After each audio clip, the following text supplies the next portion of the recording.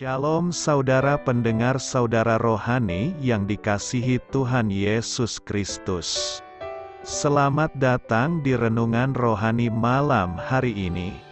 Selamat malam, saya berdoa agar saudara sehat selalu. Semoga Roh Kudus hadir di tengah kita saat ini. Sebelum kita mulai renungan malam ini, marilah kita bersama-sama berdoa. Bapa kami yang di surga, Bapa di dalam nama Tuhan Yesus Kristus, kami sungguh mengucap syukur, ya Tuhan, oleh karena Engkau sangat baik buat kami. Engkau ada bersama kami dan menopang hidup kami di siang hari dan di malam hari. Engkau ada bersama-sama dan menyertai kami. Tuhan, kami memuji dan bersyukur kepadamu pada malam hari ini, kami masih bisa berkumpul di rumah kami yang kecil ini. Tuhan, saat ini kami hendak mendengarkan firman-Mu. Berilah pengetahuan dan bimbinglah hamba-Mu ini agar apa yang Engkau firmankan dapat bekerja sesuai kehendak-Mu. Buat kami jemaat-Mu, bukalah hati dan pikiran kami untuk mendengar dan menerima firman-Mu. Kiranya firman-Mu ini dapat menjadi berkat bagi kami. Berbicaralah Tuhan, kami sudah siap menerima firman-Mu. Di dalam nama Tuhan Yesus Kristus kami berdoa dan mengucap syukur. Amin. Sahabat saudara rohani, pembacaan ayat emas Alkitab renungan kita malam hari ini. Nats pilihan kita adalah, Tuhan itu adil dalam segala jalannya dan penuh kasih setia dalam segala perbuatannya. Tertulis dalam kitab Mazmur 145 ayat 17, bacaan kita pada malam ini terambil dari kitab 2 Samuel 24 ayat 1 sampai dengan ayat 17.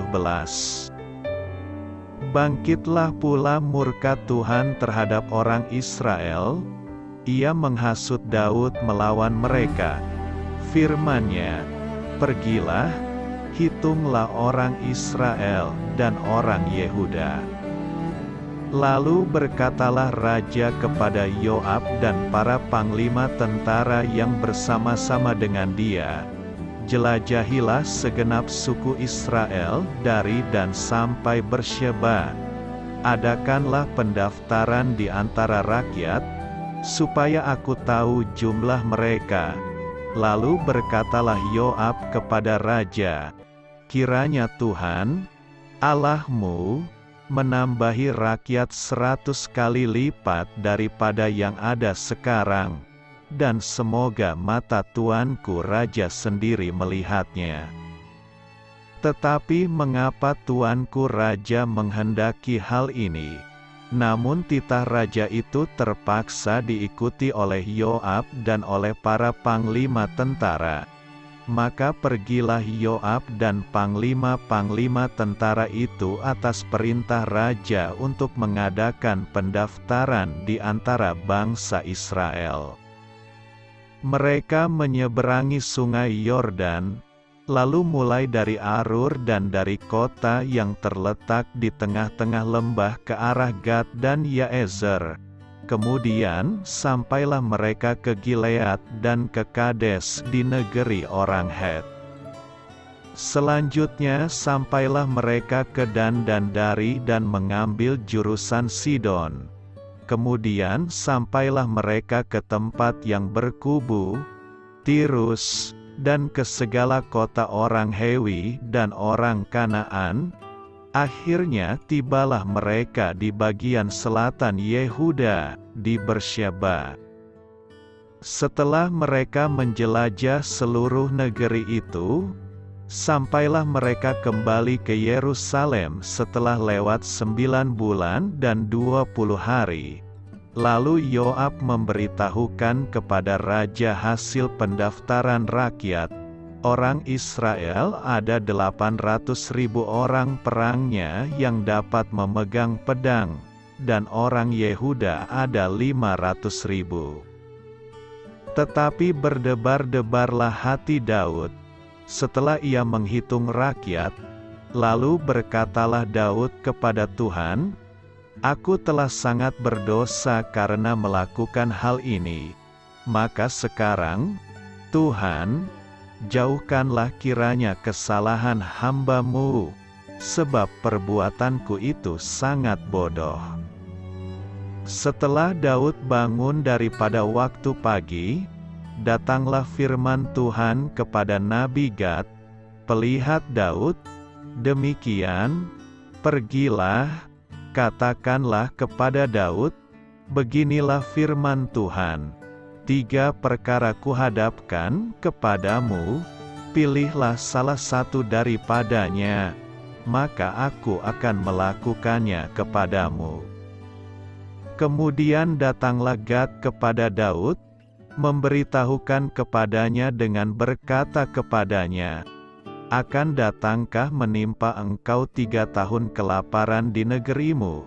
Atau maukah engkau melarikan diri 3 bulan lamanya dari hadapan lawanmu, sedang mereka itu mengejar engkau? Atau, akan adakah 3 hari penyakit sampar di negerimu?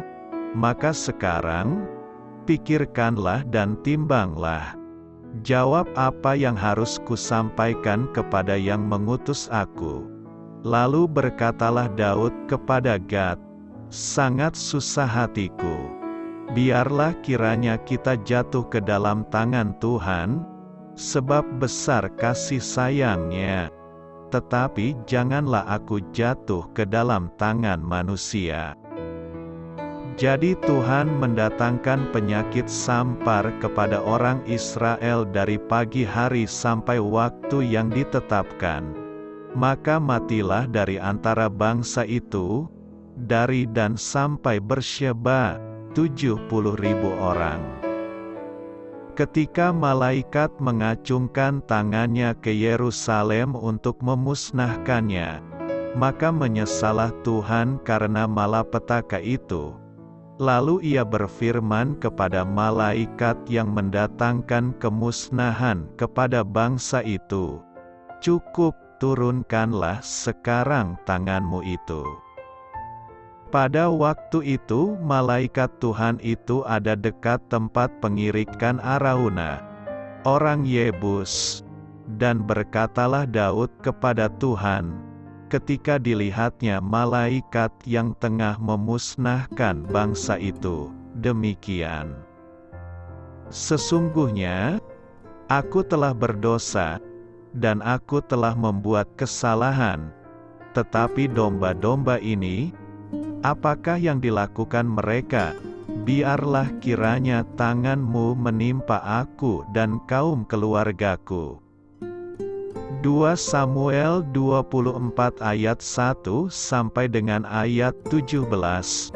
Topik dari ayat emas renungan kita adalah, Allah mungkin menyembunyikan tujuan jalannya, tetapi jalannya pasti memiliki tujuan. Mari kita mulai renungan malam kita. Mari kita dengarkan sebuah kisah inspiratif yang dapat kita pelajari. Kisah inspiratif. Pernahkah Anda bingung melihat beberapa ayat Alkitab yang tampaknya berlawanan satu sama lain?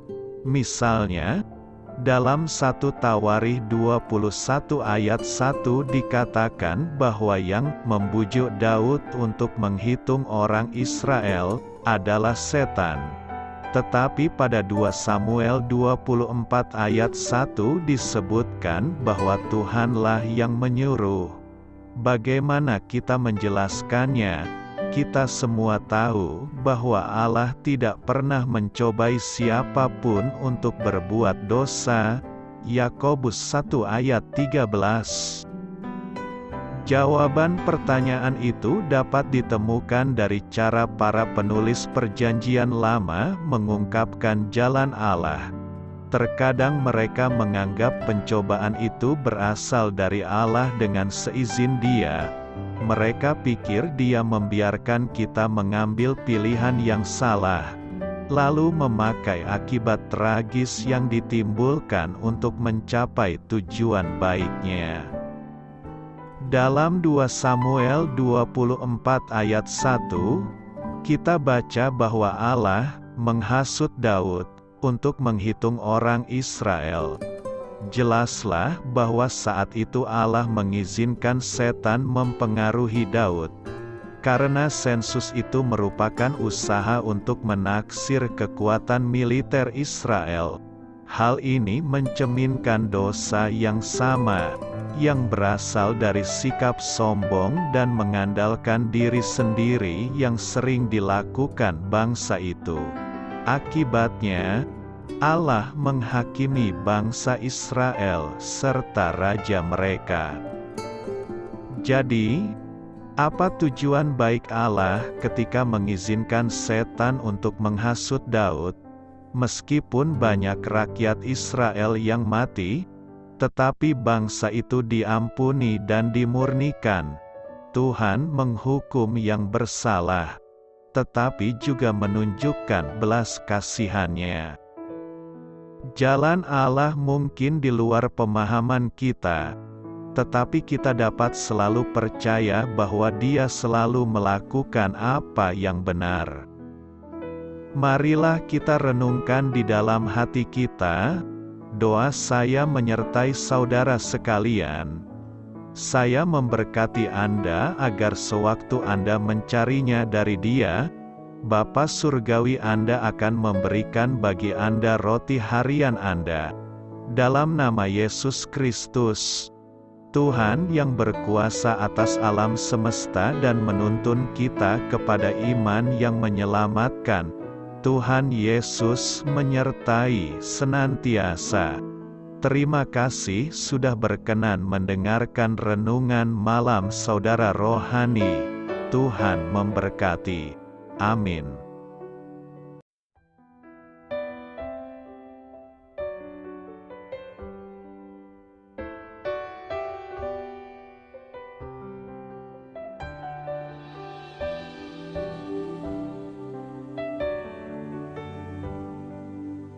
Marilah kita renungkan, sahabat saudara rohani, demikianlah renungan firman Tuhan malam hari ini. Semoga menjadi berkat di dalam hidup kita dan menjadikan kita pribadi yang lebih baik.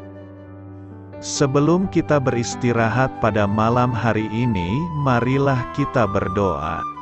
Bapa kami yang di surga, Bapa di dalam nama Tuhan Yesus Kristus, kami sungguh mengucap syukur, ya Tuhan, oleh karena Engkau sangat baik buat kami.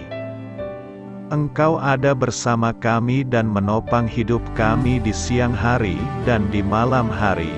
Engkau ada bersama-sama dan menyertai kami, ya Tuhan Yesus. Kami mengucap syukur untuk firman-Mu, ya Tuhan, yang memberikan kami kekuatan dan menyadarkan kami bahwa kami tidak perlu takut dengan gelap dan malam. Sebab Tuhan, Engkau ada bersama kami. Engkau melindungi kami dan menjadi perisai bagi kami hamba-Mu berdoa saat ini.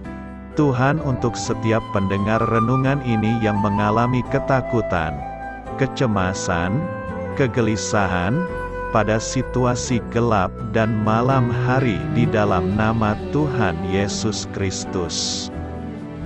Kuasa Tuhan melepaskan mereka dari segala ikatan roh-roh ketakutan yang mengikat mereka saat ini. Tuhan melepaskan setiap anak-anak-Mu dari segala rasa takut dan kecemasan. Di dalam nama Tuhan Yesus segala kuasa-kuasa roh jahat, kuasa setan iblis yang mengganggu anak-anak-Mu, ya Tuhan, tolong hancurkan dan halaukan dengan kuasa-Mu. Dalam nama Tuhan Yesus Kristus, berkati setiap kami anak-anak-Mu, Ya Tuhan, dan lindungilah kami aman di dalam Engkau. Ya Tuhan, penuhilah setiap hati kami dengan keberanian, damai sejahtera, dan sukacita serta ketenangan yang dari Tuhan. Berkati kami di malam hari ini, saat kami tidur dan beristirahat. Kuasa-Mu, ya Tuhan, menaungi setiap kami, memberkati dan melindungi kami. Bangunkanlah kami kembali besok pagi dengan kekuatan yang baru, tubuh yang sehat diberkati Tuhan, dan berkat-berkat yang baru Tuhan sediakan bagi kami. Terima kasih, ya Tuhan, kami sungguh mengucap syukur untuk firman-Mu yang menguatkan kami. Dalam nama Tuhan Yesus Kristus Juru Selamat kami, Bapa kami yang baik, kami mengucap syukur dan berdoa haleluya. Amin.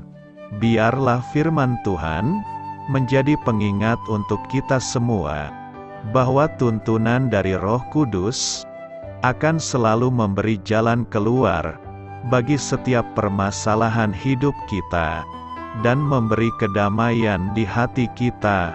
Amin. Sampai jumpa di renungan malam saudara rohani berikutnya.